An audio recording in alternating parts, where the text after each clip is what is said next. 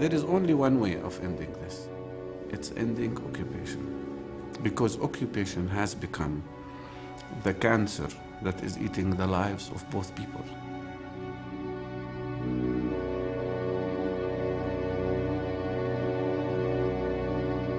What the occupation did for us, it reduced us into animals in a way that sometimes I'm ashamed to say that I'm in Israel. This is, you know, a huge bluff of the Israeli establishment, that every, you know, criticism of its policy is anti-Semitism.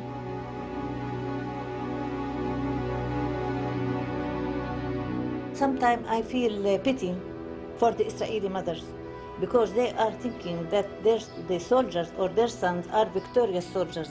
But they should come and see what their soldiers are doing here.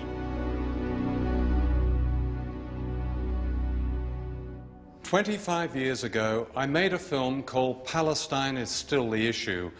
It was about a nation of people, the Palestinians, forced off their land and later subjected to a military occupation by Israel, an occupation condemned by the United Nations and almost every country in the world, including Britain. But Israel is backed by a very powerful friend, the United States. So in 25 years, if we're to speak of the great injustice here, nothing has changed. What has changed is that the Palestinians have fought back. Stateless and humiliated for so long, they've risen up against Israel's huge military machine, although they themselves have no army, no tanks, no American planes and gunships or missiles.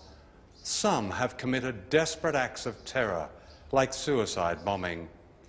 But for Palestinians, the overriding routine terror, day after day, has been the ruthless control of almost every aspect of their lives, as if they live in an open prison.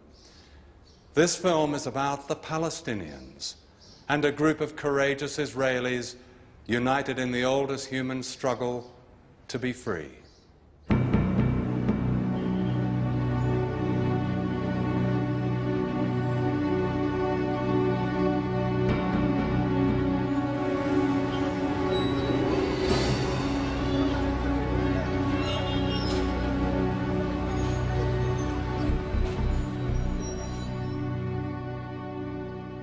Last April, troops and tanks of the Israeli army attacked Ramallah and other towns in occupied Palestine.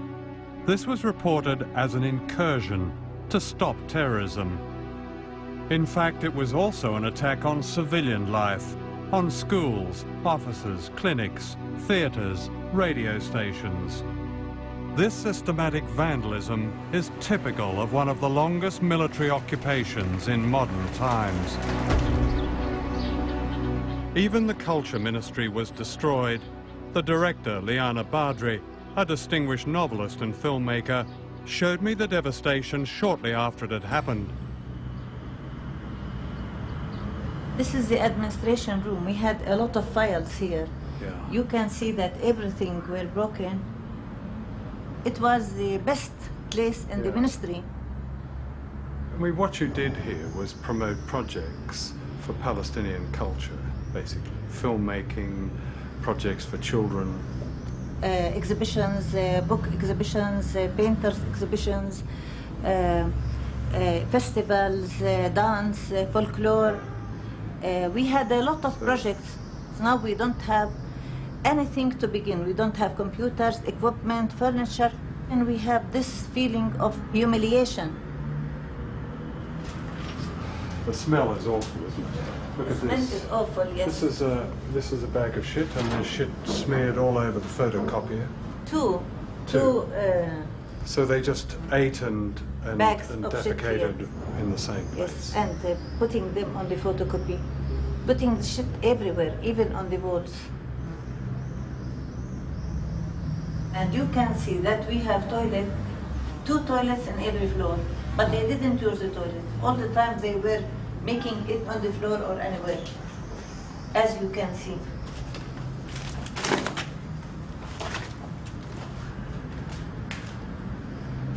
Can we have a look in this room in here? Good grief. Look at this. These are children's drawings, aren't they? Yes. This is a room specialized for children's work, children's paintings and children's culture, and to encourage them to paint, to let them express themselves, to make competition, writing competitions. But you can see how they destroyed everything. They don't respect anything. They just want to come and destroy, and this is the systematic terrorism of the Israeli state. For the Palestinians, this cultural vandalism means a deliberate intention to destroy them as a nation. The heart of the conflict here is a struggle for land, for the hills and valleys of Palestine, for precious water and fertile soil. During the early 20th century, the great majority of the population of Palestine were Palestinian Arabs. In 1948, Israel was founded in the shadow of the Holocaust. For the Palestinians, this meant the loss of 78% of their country. Today, they are seeking only the remaining 22% of their homeland.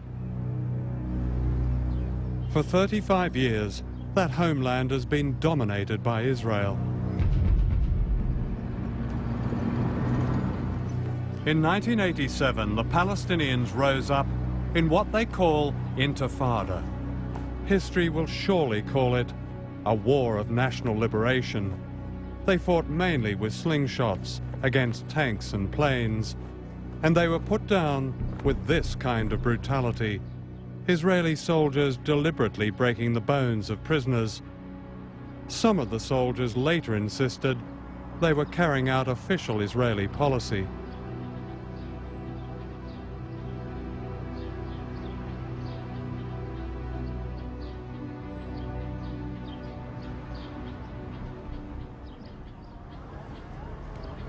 Two years ago, the Palestinians rose up a second time.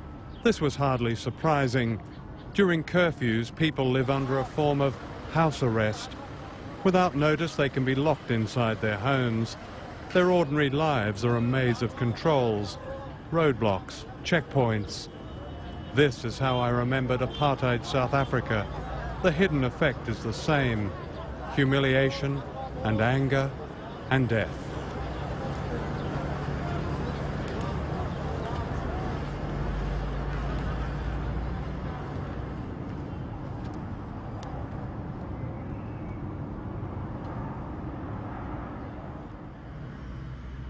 This Palestinian woman knows how devastating the impact of checkpoints can be. Last October, she was about to give birth to her second child, and she and her husband set out for the nearby hospital. They were stopped at an Israeli roadblock where they pleaded to be let through. ما بقوا 6 7 يعني منهم كلمة ولا كلمة دفشوه مين؟ دفش جود فهذاك ضربه في البرودة الثاني ورمى عليه الهوية فعودنا رجعنا على سبيل إنه يعني مزاجهم كرايب فما رضوش بدنا ننزلها مشي ما رضوش ساعتها خلفت كانت حماتي معاي فهي قطعت حبل السرة في شفرة ويوعي الولد يعني ضل يوعي الولد فعاود لفه بجاكيته ولفينا عن طريق كرمزان اتصل في سيارة من كرايبة شوفير عودنا طلعنا لما وصلنا المستشفى الفرنساوي اللي هو الولد متوفي.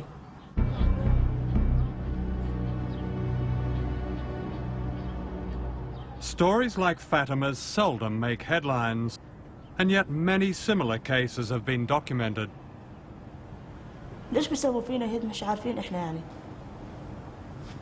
ايش بالنسبة لي انا يعني شو بيني وبينهم. مع كل الشعب الفلسطيني. عندهم يعني تاخذين شو الكلمة، كان بيحووا ولا يحووا عربي.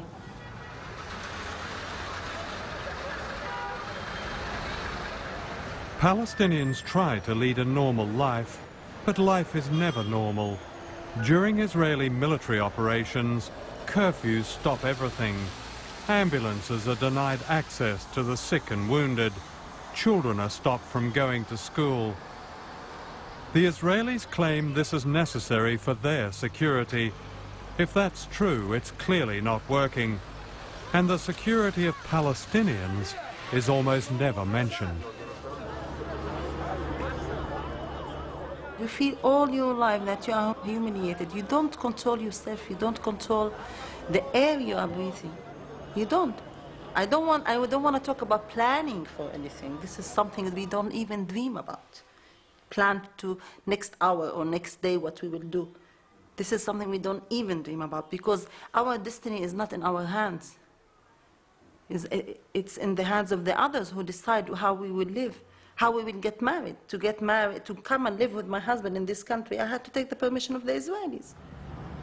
It's not enough that they took our land, and they are not allowing us to have our own state, but also they are controlling every detail in our life. Some Israelis have spoken out. More than 500 soldiers have refused to serve in the occupied territories. We are, they've said, like the Chinese student who stood in front of the tank in Tiananmen Square. We are the conscience of our country. Ishai Rosensvee is one of them. I really think the real story of the occupation is there in the checkpoints. I cannot forget this kind of picture, 5 in the morning, 4:45 in the morning, a line of hundreds of people waiting, to pass in the checkpoint, and you're standing there, and you see their eyes, the humiliation, the frustration, the hatred. Then you are the occupation. You have all the power. They have no power. You can at every second take their ID, and then they are, they have nothing, because without identification, you can, every soldier can arrest them. You are the man that stand there, keep them without rights, without freedom.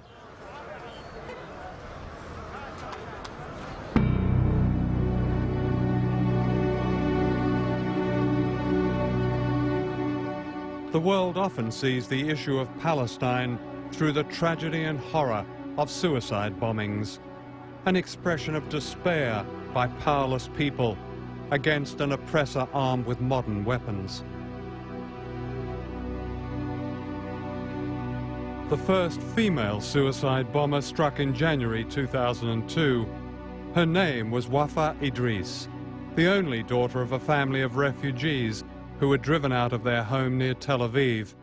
She was 28, an ambulance volunteer. وبعدين علاقة صداقة كانت موجودة يعني بينه وبينها. اللي حصل يعني إنه وفاء قامت في عملية يعني كانت مفاجأة إلنا. What makes an ambulance volunteer, a carer, become a suicide bomber? طبعا كانت هي تيجي على البيت تحكي لنا انه اليوم في واحد استشهد، طبعا نزل مخه على الارض، مصارينه كانوا طلعات، اجره كانت طالعه من محلها. طبعا هاي نوع اثر عليها. بعض الحالات حتى اللي بيكون يعني بعض الفتيات بتكون حوامل بدها تولد، طبعا تولد على الحاجز، يموت الطفل تبعها على الحاجز. صوبت 3 مرات في رصاص المطاط. يعني هذا انا بتوقع انه هذا يكون دافع قوي انها تنتقم لابناء شعبها. The suicide bombs are presented to the Israeli public as an insane act by an insane people with whom there is no chance for peace, instead of putting a wider analysis which would say there is a way out of the suicide bombs. While everybody condemns them, and rightly so, there is a way out of it. And the way out of it is to provide the circumstances in which these young people would find avenues of hope instead of avenues of despair. There is, I would say, an orchestrated campaign to silence that kind of analysis inside Israel.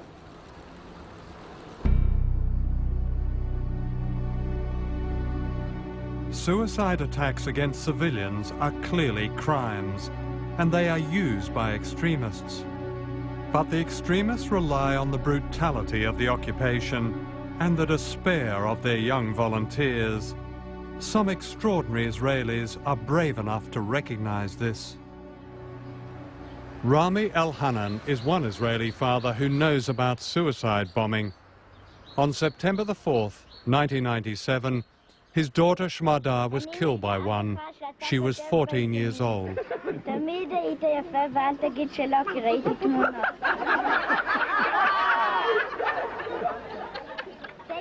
She was a child of peace. She was full of life, very laughing girl, very good student, dancing, everything that little girls do.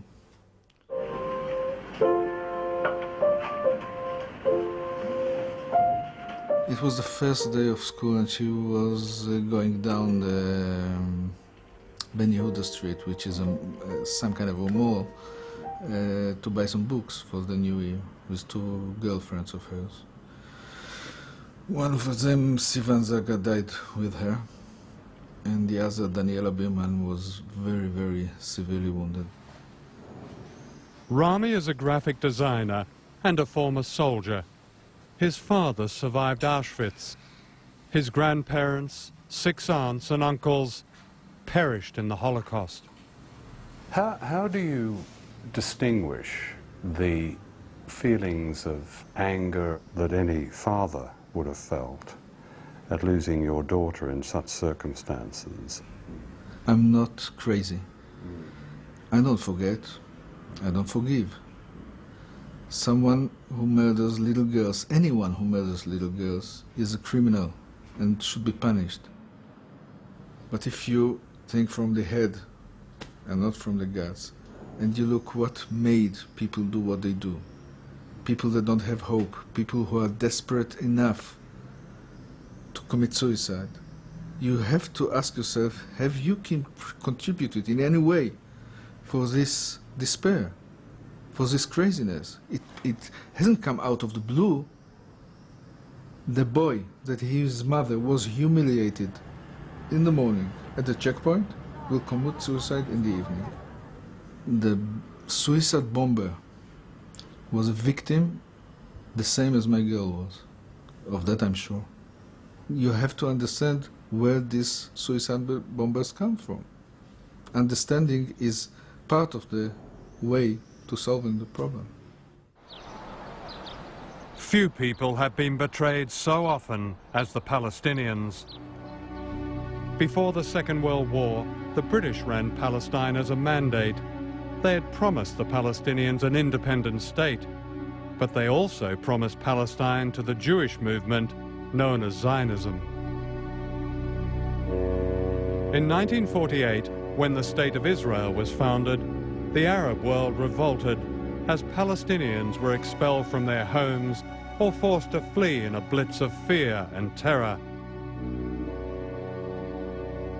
750,000 people became refugees.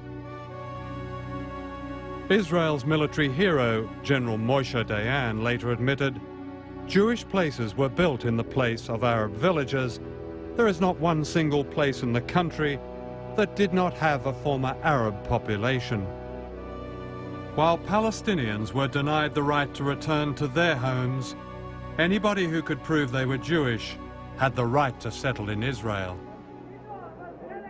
In 1967, Palestinians once again fled their homes during the Six-Day War when Israel occupied the remaining 22% of Palestine, describing this as an act of self-defense.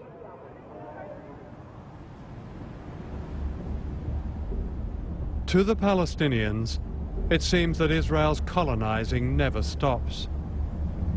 This looks like a medieval fortress. The Israelis call it a Jewish settlement. In fact, it's part of a network of armed colonies that, by one estimate, effectively control 42% of the occupied West Bank. Many of them dominate and intimidate Palestinian communities. They are illegal under international law and have been condemned by the United Nations. When I came to West Bank and saw all these settlements, Israeli settlements, on the tops of the hills, you know, surrounding all the cities, so you feel that they are over you, they are superior. And you are the ant, the insect down, you know? And you know, this is your land, it's nobody else's land, this is our land. But still, they are the ones who are on the tops, and they have all the weapons, and they control also everything in the West Bank. This is Moshe Dan. He's taking me to a Jewish settlement in the south of the country, in Palestinian Gaza. Shalom. Shalom. אני מדריך שלהם. תן לי בבקשה את הקשר. I see here, this is all electrified fence along here, isn't it? Electrified barbed wire. I mean, this is almost a constant state of war, isn't it, really? I mean, if you have to put up something like electrified barbed wire. It is today. The barbed wire is new because of the situation where Jews are driving home on the road and some guy who is supposed to be a Palestinian policeman shoots the car up. The Israelis bring with them a version of apartheid. We pass this road being built for the sole use of Jewish settlers and soldiers. Until it's opened, these Palestinians must wait hours for the few settlers to drive by. Isn't that strike you as remarkable that there is a road for only one ethnic group of people, a Jews-only road? It wasn't always like that. But it Jews, is now. It is now. The reason because many, about a year and a half ago, a school bus was blown up, an Israeli school bus, as it was traveling from Kfar Darom by Arab terrorists. So we decided that the best thing to do would be to create some kind of separation. There doesn't seem to be any doubt that the majority of people deeply resent the presence of this settlement. Look, I don't know what the actual people, Arabs who live here, feel and think. On a political level, they, I'm sure, would prefer not to be under Israeli rule. But in terms of raising their families and supporting their families, this is, I think, one of the best solutions for them. For 35 years, the United Nations has voted on this best solution. Almost unanimously, it has called on Israel to respect international law and get out of occupied Palestine.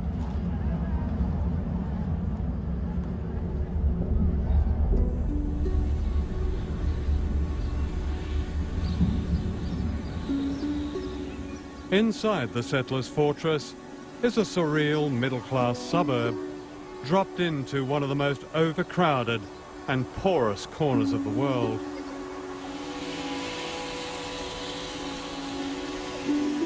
One of the strategic aims here is the control of water, which is precious in the Middle East.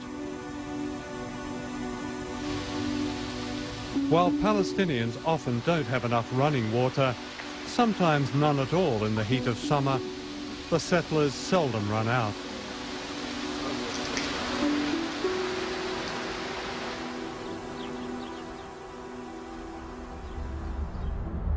And the symbol of the occupation is this wall. The thing that is striking about this settlement is that it's like a fortress. I mean, this is like a Berlin Wall. Like the Berlin Wall, very bad. We don't feel comfortable.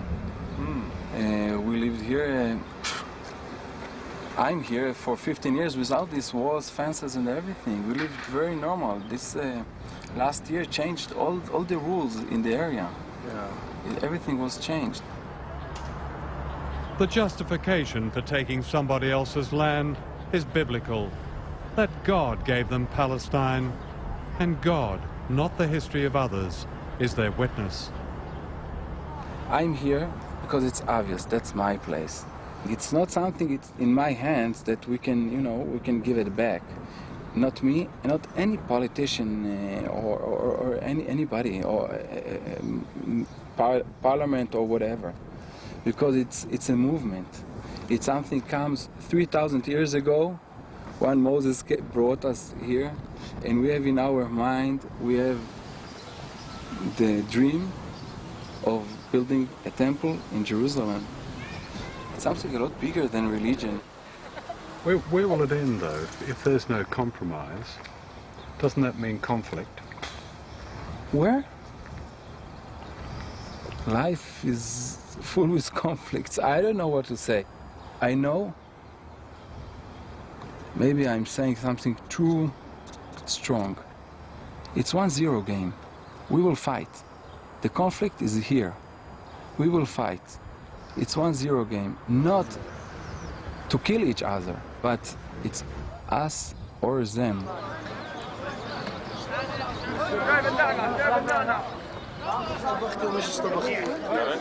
On the other side of the wall is the reality of Palestine. At yet another checkpoint, people are waiting and waiting. Let me just take you in a journey from Gaza to Khan Yunis. This normal journey usually takes 20 minutes to reach from Gaza town to Khan Yunis. But after this checkpoint, this journey sometimes takes people from 4 to 9 hours. People, as you see here, waiting to go from Gaza to Khan Yunis to guarantee the security of the passage of 2 or 3 settlers. Yeah. So it is the security. So 2 or 3 settlers will drive along here. In the meantime, all this traffic has to bank up. Exactly. How long will these people be here, do you think? Just at a guess. These people, they will stay till tomorrow morning because the road is closed now. It will not be reopened until tomorrow morning, 7 o'clock in the morning. Dr. El-Farah's family used to own land near this crossing. The Israelis confiscated it and demolished a home. And this is typical of what happens almost every day in occupied Palestine. They demolished my house and another 26 houses the same night. I call it terrorism. Here I call it terrorism. How long had your family lived there? Maybe back to 900 years. We were in the same place. I feel angry. I feel devastated. I feel abandoned by the world. Let me be frank with you. I feel that nobody is taking care of us.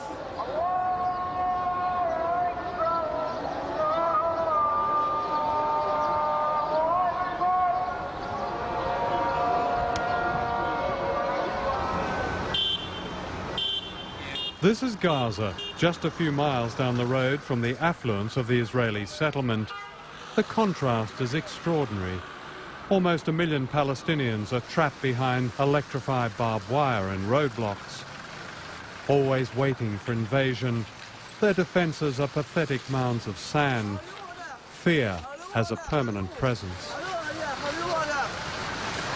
Waiting for the invasion is worse than the invasion itself. Because you're waiting, you don't know when, where, and how they will hit or come in.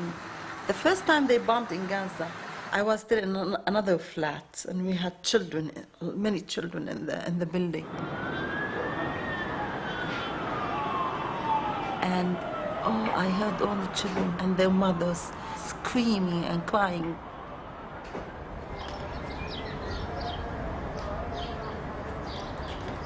The half-built buildings of Gaza are a testament to the hopes raised, then dashed, by the talk of an independent Palestine. Without Israeli permission, most people can't leave and they can't return. They can't get to jobs. Their produce can't get to market. Most struggle to live on about £1 a day, a poverty compounded by an Israeli policy called closure. You see, for Israel to sustain this unsustainable occupation, It is transforming every city and every Palestinian town and village into a prison, basically. Surrounded by tanks, surrounded by walls, surrounded by fences. And it's not like they're building a border between us and Israel. It's building borders inside West Bank and Gaza, between our cities and towns for the sake of their settlements. They are obliging us to be occupied people and not citizens. The United States, Mr. Prime Minister, has been proud of its association with the State of Israel. Rest assured that the security of Israel is a principal objective of this administration. I want everybody to know, should I be the president, Israel's going to be our friend. I'm going to stand by Israel.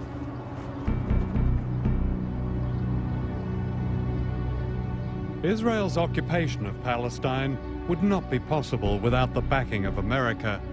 In the oil-rich Middle East, Israel is America's deputy sheriff, receiving billions of dollars along with the latest weapons, F-16 aircraft, bombs, missiles, Apache helicopters.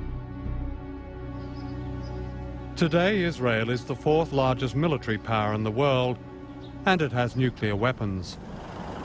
We saw an Apache helicopter circling in the sky above our heads, then shooting a missile.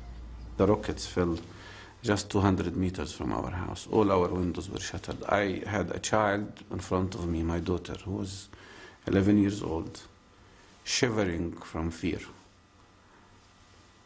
worried, frightened to death. And I could do nothing to protect her. And you don't know whether in the second minute you or your daughter will be dead. That feeling of impotence is indescribable, and I will never forget it.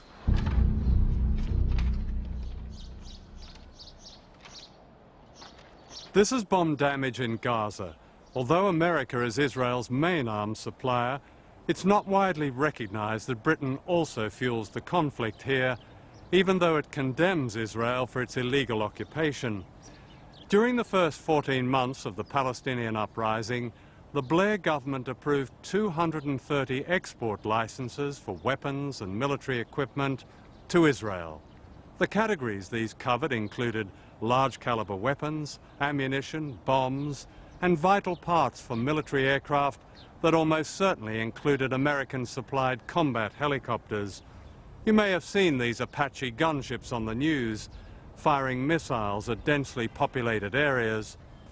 Tony Blair has said, and I quote him, "We are doing everything we can to bring peace and stability to the Middle East."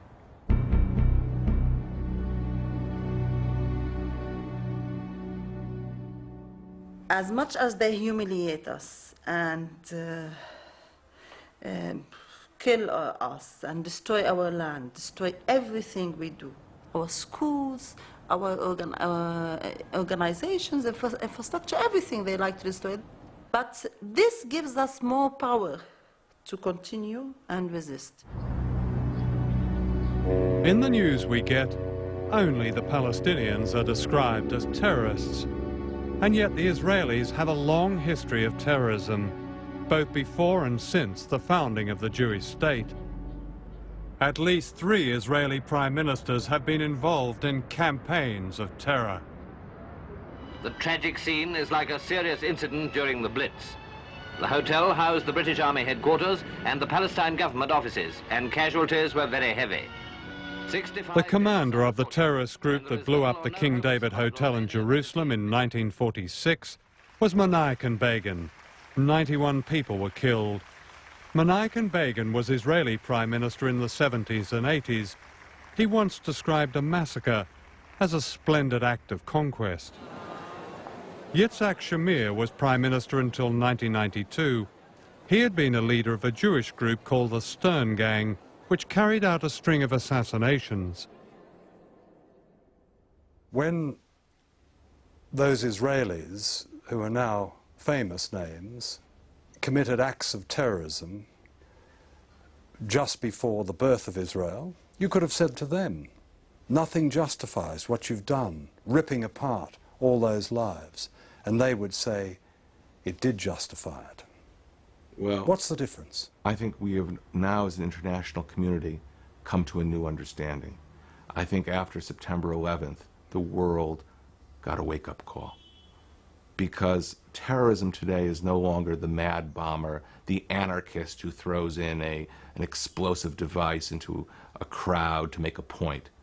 Terrorism is going to move from the present situation to non-conventional terrorism, to nuclear terrorism. And before we reach that point, we have to remove this scourge from the earth. And therefore, whether you're talking about the struggle here between Israelis and Palestinians, the struggle in Northern Ireland, the struggle in Sri Lanka, or any of the places where terrorism has been used, we must make a global commitment of all free democracies to eliminate this threat from the world, period. Does that include state terrorism? No country has the right to deliberately target civilians, as no organization has a right to deliberately target civilians. That's what Israelis have been doing for years. The present Israeli Prime Minister, Ariel Sharon, has long been involved in terror. In 1983, he was found indirectly but personally responsible for a civilian massacre by Lebanese militia in 2 Palestinian refugee camps. At least 800 innocent people were murdered in cold blood, most of them Palestinians. What about Israeli terrorism now? The language of terrorism you have to be very careful with. Terrorism means deliberately targeting civilians in a kind of warfare. That's what the terrorism against Israeli schools, coffee shops, malls has been all about. Israel specifically targets, to the best of its ability, Palestinian terrorist organizations. All right. When an Israeli sniper shoots an old lady with a cane trying to get into a hospital for her chemotherapy treatment in front of a lot of the world's press, for one, and frankly we'd be here all day with other examples, isn't that terrorism? I don't know the case you're speaking about, but I can be convinced of one thing. An Israeli who takes aim, even an Israeli sniper, is taking aim at those engaged in terrorism. Unfortunately, in every kind of warfare, there are cases of civilians who are accidentally killed. Terrorism means putting the crosshairs of the sniper's rifle on a civilian deliberately. Well, that's what I just described. No, I can tell you that did not happen. It did happen, and I think that's where some people have problem with the argument that terrorism exists on one side. Your definition is absolutely correct about civilians, and those suicide bombers are terrorists. If you mix terrorism and counterterrorism, if you create some kind of moral obfuscation, you will bring about not just a problem for Israel, but you will bring about a problem for the entire Western alliance, because we are all facing this threat. It's hard to see the difference between what the Israelis call counter-terrorism and terrorism. Whatever the target, both involve the killing of innocent people. This is what happened when Prime Minister Sharon sent tanks into Bethlehem earlier this year. We had a day before a private hospital director who was going from the hospital in Al-Khadr to Bethlehem to get supplies for his hospital. His plate number was known to the soldier, his name was known to the soldier, and they knew that he is the director of a hospital, but he was shot by a high-velocity bullet.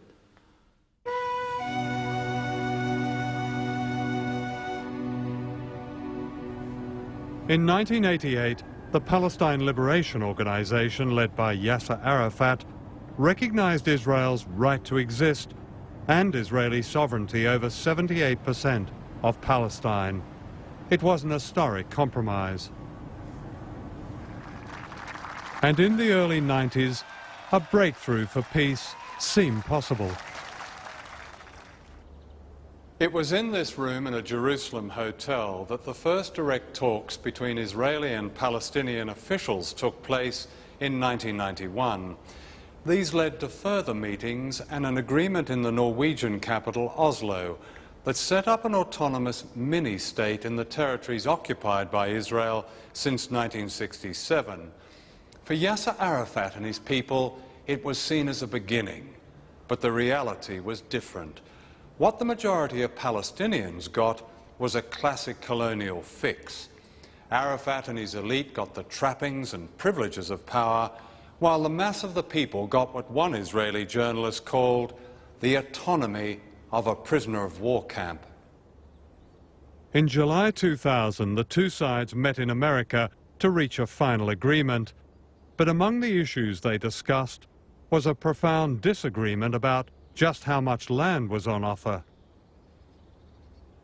Israel's Prime Minister at the time, Ehud Barak, claimed he'd offered the Palestinians almost all the occupied territories back and said that Arafat had rejected this. In reality, the Israelis were expanding more and more illegal settlements on Palestinian land, even during the negotiations. Add to that the special access roads with their checkpoints, and the Palestinians say that all that was left was a group of colonies with their borders patrolled by military bases. It's very important to understand that from a Palestinian point of view, they were asked to sign, in the end of the day, a document which did not relate even to one of the central issues for which they had been struggling for more than 100 years. They are left eventually with an offer of 10% of what used to be Palestine. The Israelis who dictated this offer in the summer of 2000 are not even talking about a proper state. We're talking in that area of a stateless state, I would call it, a Bantustan, with no genuine sovereignty, with no independent foreign economic or political policies, with no proper capital, and at the mercy of the Israeli security services and the Israeli policy. Not only that, but there is now documented evidence that the Palestinians had made an extraordinary offer to the Israelis, conceding even more of their land. But this was not news at the time. If there is no justice for the Palestinians, there will be a reckoning in the young generation. Assalamu alaikum wa rahmatullahi wa barakatuh.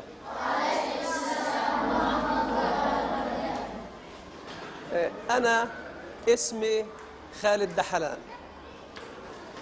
اليوم راح نلتقي مع بعض أنا وياكم علشان نعمل اللي هو اللقاء حول الرسم الحر. Dr. Dahlan runs a project for children in Gaza.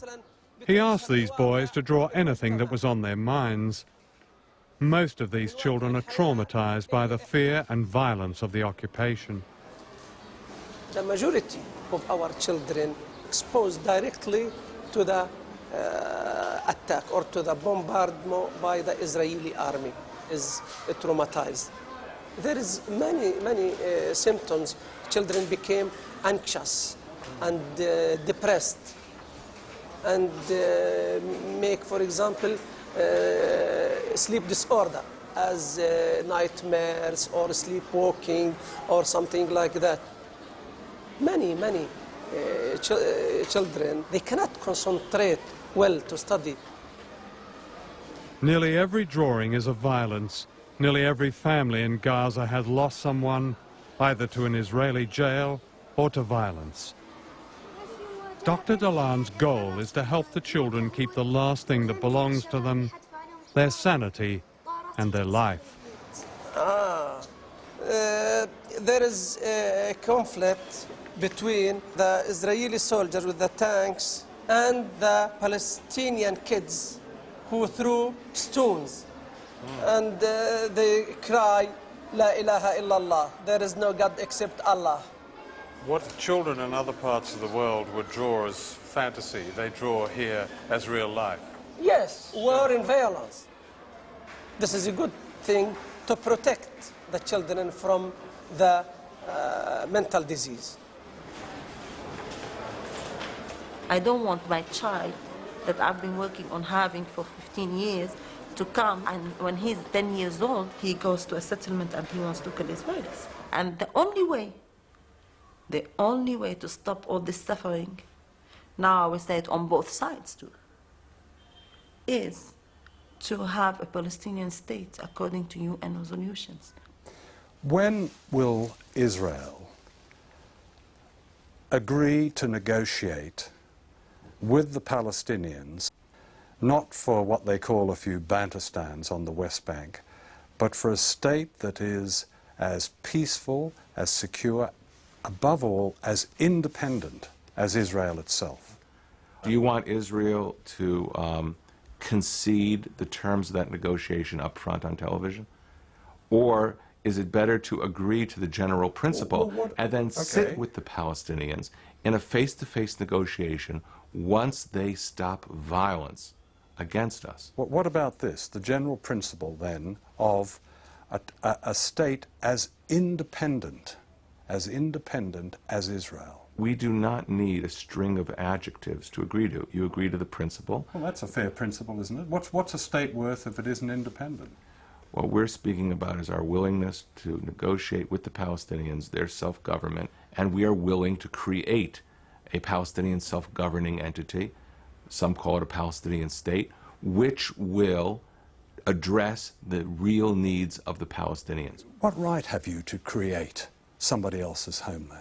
Well, we are being asked to negotiate that. We are willing to be part of that. We're willing to make a contribution to that. We are not going to upfront go into details about its geographic configuration or its powers. That's part of the negotiation.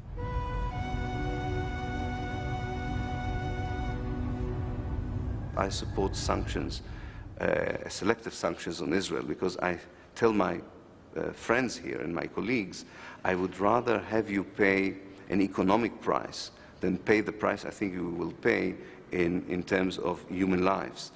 The stronger party in the conflict, Israel, has to understand that there is a price for going on with the policies it carries.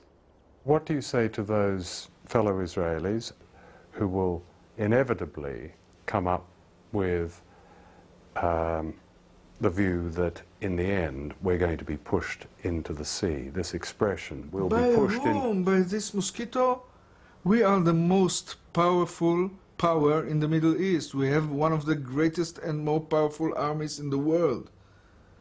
In this last operation, there were 4 divisions, armored divisions, against some 500, 2,000 armed people.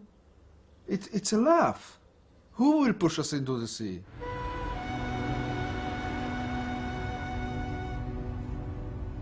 Until recently, Israel has enjoyed almost an immunity from criticism among Western politicians. This has been largely due to a fear of being labelled anti-Semitic, a fear manipulated by the Israeli government and its foreign lobbies. I think the Holocaust memory does not allow any moral criticism of anything that Israel does. Europeans in particular, and the outside world in general, are not allowed to voice criticism on Israel unless, again, what Israel is doing is akin to what the Germans had done to the Jews. And if you do criticize Israel, you are immediately charged with anti-Semitism. This is, a huge bluff of the Israeli establishment, that every, criticism of its policy is anti-Semitism. And criticizing your government, your country's policy is today, I think, the only patriotic thing one can do. The Israeli government denies it, but Palestinians fear that there are plans to take all of Palestine, trapping or expelling them indefinitely. We are not against the Jews. And that's why I have Jewish friends. We are against, politically, the governments of Israel and the army of Israel who denies our rights. And I hope to have peace here with the Israelis. But with dignity, this is very important for us. With dignity, it means with our full rights. The Palestinians will never be destroyed. They will never disappear. We are not the Red Indians. We will not be cancelled from history just like this, no.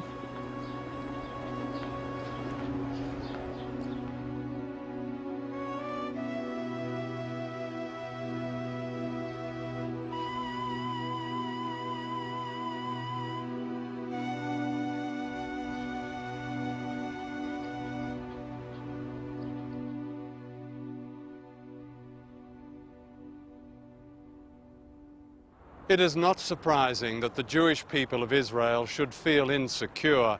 No one should ever forget that the most devastating genocide in human history happened only 2 generations ago.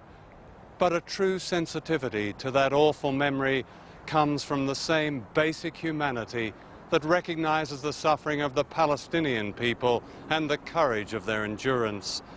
The truth is that Israelis will never have peace until they recognize that Palestinians have the same right to the same peace and the same independence that they enjoy. Recently, that great voice of freedom, Archbishop Desmond Tutu, asked this: have the Jewish people of Israel forgotten their collective punishment, their home demolitions, their humiliations so soon?